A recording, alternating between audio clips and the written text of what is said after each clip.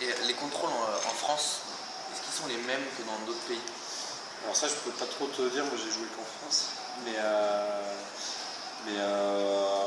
logiquement, il doit y avoir une certaine homogénéité dans les contrôles. Après, je sais qu'en France, on met dès la formation, dans les centres de formation, on met énormément, on met l'accent sur la problématique du dopage.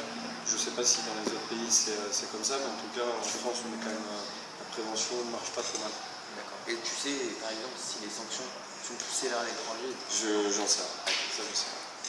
Est-ce que tu penses que la lutte anti-dopage est efficace et égale partout? Égal partout, je pense certainement pas. Je pense qu'on a la chance en France d'avoir, même si forcément, on va y voir après, mais je pense forcément elle est en retard par rapport aux sportifs, mais elle est quand même assez présente et je pense qu'il y a certains pays qui sont moins regardants que les Français.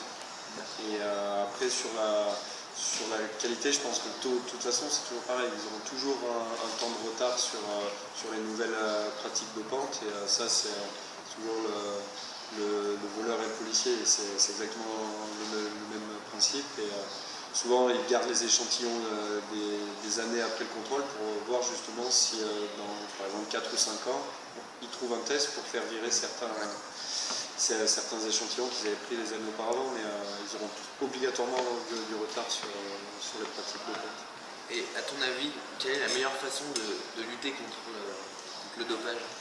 Qu'est-ce qu'il faudrait en plus pour que la lutte soit plus efficace? Mais je t'en parlais tout à l'heure, c'est ce qui, je pense, c'est la base de tout, c'est la prévention.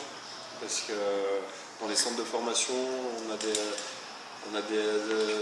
interventions obligatoires par des médecins spécialisés là-dedans, justement pour venir expliquer que voilà, qu'est-ce que le dopage, quels sont les risques encourus, non pas tant sur les pénalités qu'on peut avoir, c'est-à-dire suspendu 1 an, 2 ans, mais plus sur les répercussions que ça peut avoir sur l'organisme et les risques que peut prendre quelqu'un qui se dope. Donc ça c'est la première chose, et puis la deuxième chose c'est les sanctions. Et les sanctions elles doivent être exemplaires et je pense que là-dessus ça commence à être un peu le cas. Un joueur qui se dope, il est quand même souvent suspendu au moins de 2 ans en gros. Donc sur une carrière c'est un vrai coup d'arrêt.